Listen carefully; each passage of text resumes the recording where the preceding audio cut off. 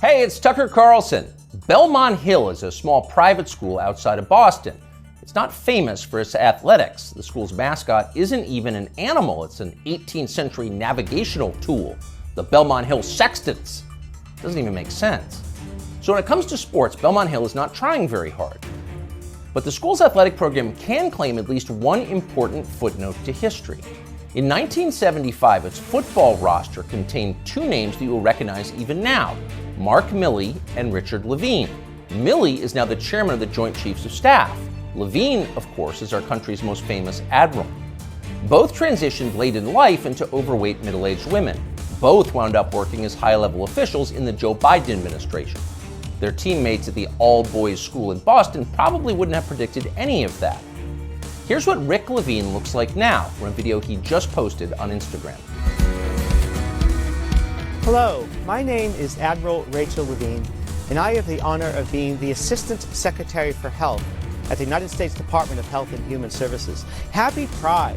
Happy Pride Month, and actually, let's declare it a summer of pride. Happy Summer of Pride. Happy Summer of Pride!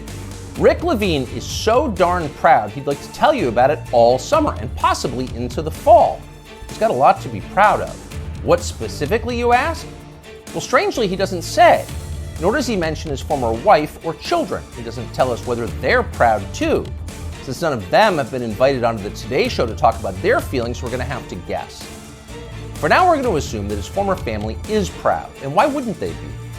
Few Americans in our history has come as far as Rick Levine.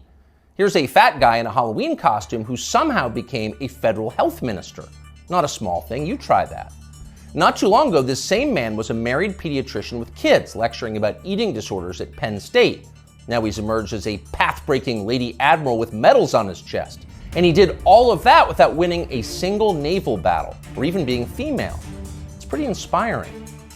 What we have here is living proof that in this country, you really can be whatever you want to be. If Rick Levine can become Admiral Rachel, why can't you be Napoleon? Or Lord Mountbatten, the last Viceroy of India? Ever see that guy's uniform? Or why not Shaka, the legendary Zulu war chief? You could bring your assegai and leopard hide shield to work at Deloitte and no one would be allowed to say a word about it.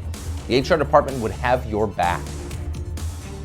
Unfortunately, you can't actually do any of that. The point of Rick Levine's amazing transformation is not to free you from the inflexible husk that you were born in so that you can be more fully yourself, whatever you decide that is. No, that's not the point. Rick Levine's personal journey has nothing to do with you. It's about him, it's his journey. Your fantasies about becoming something totally new and different have not been approved yet. In fact, they're weird. Shaka, the Zulu war king? Come on, that's racist. Shut up and be proud of Admiral Rachel. I, Rachel L. Levine. She's the one who has smashed glass ceilings. You just got some kind of weird fetish. So actually, now that we're saying this out loud, it's pretty clear that Rick Levine has no interest in liberating you from anything. This is not about liberation. It's just the opposite. It's just another religious war, same as all the others. The people who think they're God versus everybody else. In primitive civilizations, which would include every civilization since the beginning of time until ours, people assumed there were rules that no human being made, but that people could ignore only at their peril, at great risk. Some called these rules nature, or natural law, or even, as societies advanced, theology. But most of the time, people didn't call them anything. They didn't have to.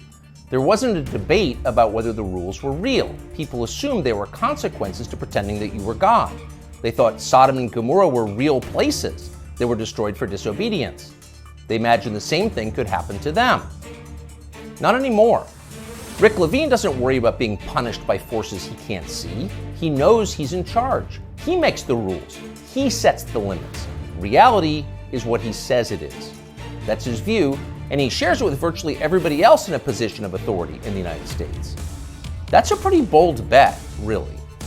For 7 million years, human beings have believed one thing, presumably based on some evidence. Around 2015, they became convinced of something completely different. Are they right? It feels like we're going to find out soon.